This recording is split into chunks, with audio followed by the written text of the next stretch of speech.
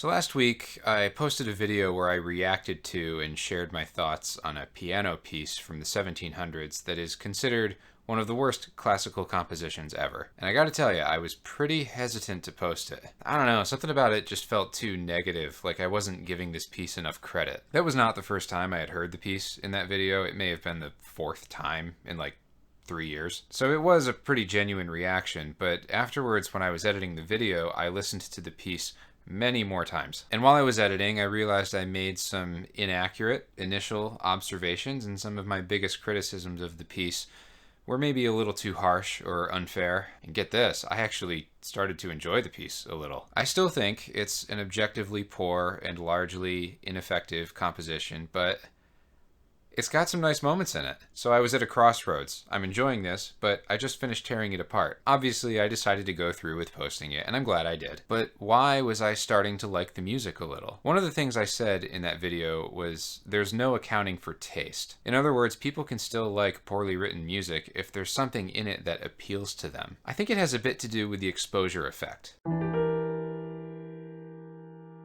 This is a psychological phenomenon that basically states that through repeated exposure to a given stimulus, we develop a sense of familiarity and preference for that thing. I listened to that piano piece like 15 or 20 more times, so I was like, I'm starting to enjoy this. It was like this weird cognitive dissonance where I was enjoying it, but listening to myself from the past criticize it. The exposure effect has been widely studied. It's not really a secret that it's an integral part of big advertising tactics. When phrases such as "I'm loving it" get repeated to us all the time through the media we consume, there's a positive association that comes with that, and it's supposed to make us more likely to eat that restaurant's crappy food. If you think all the top 40 pop music sounds the same, it's because it does, and that's by design. That music is pretty much manufactured to appeal to as many people as possible in the interest of making a lot of money. And it succeeds at that. A lot of it is genuinely well-written music, but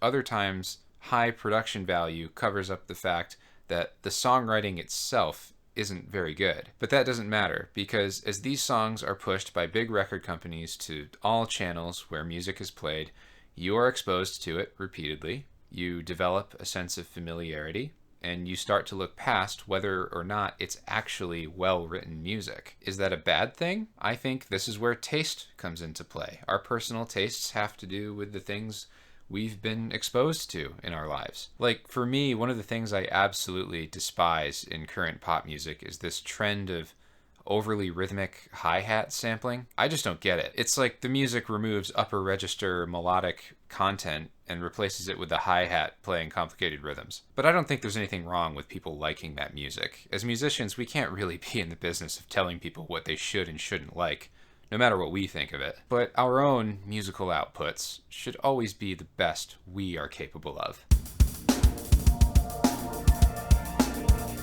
The exposure effect may also have some effects on our practicing and work as musicians. When it comes to playing music well and with confidence, there's kind of a chicken and egg thing that happens. Does confidence breed success, or does success breed confidence? Building confidence in your abilities as a musician is really more of a cycle, and the first part of the cycle is cultivating positivity. If you're constantly down on yourself and your inner critic is saying mean things to you and berating you for making mistakes and not being expressive enough and telling you you suck and you'll never improve, blah, blah, blah, you'll start to believe those things. Over time, we believe the things we tell ourselves, good or bad. After all, a reliable way to get people to believe things that aren't true is to repeat those things to them frequently, to expose them to it a lot. And this is because in the absence of concrete data,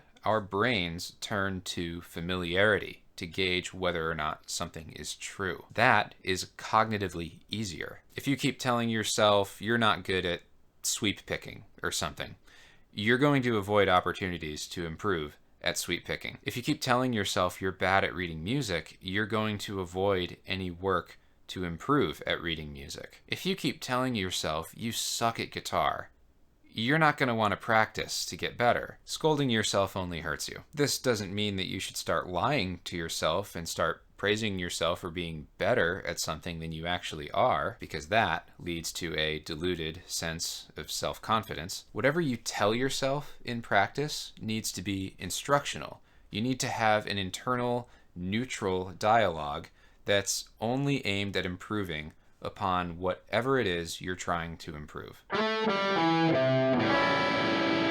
Now, still thinking about the exposure effect, what about too much exposure to a given stimulus? This has been shown to cause things like boredom and aversion to things that were once familiar. How does this affect us as musicians? Here I'm just hypothesizing based on my own experiences, but I think it could affect us in a number of ways. For me, it's really in songwriting and composition. I'm probably not alone there. Writing music is often a grueling process of weighing different options and therefore repeating the same material a lot. I often get stuck on the question, where do I go from here? And I end up repeating what I have so far a lot, and then at some point I might get bored of it, and then I shelve it. I've been exposed to it so much, I start to have negative feelings towards it, so the inner critic starts saying negative things, and then I lose confidence in it, and so goes that cycle. And this sort of brings me back to the point in the last video that there is such a thing as objective quality in music. I tend to use my understanding of what makes for good songwriting and composition to overcome those negative thoughts. I can tell myself, yeah, there's no reason what I've written so far would be perceived as bad. It may not be to everyone's taste, but it is of an objectively good quality, assuming it is indeed of a good quality. The only reason I'm not wanting to work on it is because I'm bored and I don't know what I'm trying to say with it yet. Once I can figure out what I'm trying to say in the music, the pieces start falling into place and I can get out of whatever rut I'm in. Neutral, straight to the point, internal dialogue is what gets me there. If you want to get better, you should be neutral and instructional and focused on whatever the goal is. The presupposition, of course, is that there is a goal, that you actually want something. You got to figure out what that is and go for it. So, some concluding thoughts. I still think pursuing objective quality in music is a good thing. Subjectivity often rears its head and blurs our perceptions of what's objectively good and bad, especially in music. And that's okay too. There's nothing wrong with having musical tastes and preferences. That terrible piano piece from last week started to grow on me and I enjoy some of it. There's nothing wrong with feeling burned out from practicing something a lot. That's perfectly human. But when something psychological stands in the way of our pursuits of betterment, we need to adjust our thinking and be as objective as possible. We almost need to step outside of ourselves. Eyes on the prize. So, I hope you enjoyed this video. It was a lot of psychological, philosophical pep talk stuff, which is important, right? Dealing with internal mental conflict and being mindful of it is just as much a part of being a musician as the music itself. I think it's important to talk about these things. I talk about stuff like this with my students all the time. Speaking of which, time for the plug. I have openings for private Zoom students right now. If you're interested, feel free to reach out to me. I'm not hard to get a hold of. I love hearing from people either way. And don't worry, I'll actually talk about music in my video next week. With that, thanks for watching, and I'll see you then.